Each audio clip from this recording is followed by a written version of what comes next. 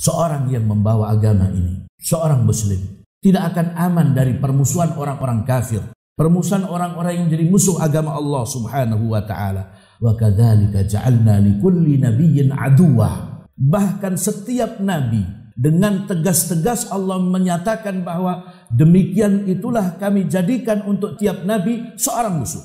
Setiap nabi pasti ada musuh yang musuhinya. Nabi kita Muhammad sallallahu alaihi wasallam dimusuhi oleh Abu Jahal, Abu Lahab dan orang-orang kafir Quraisy lainnya. Mereka memusuhi Islam, memusuhi Rasulullah sallallahu alaihi wasallam.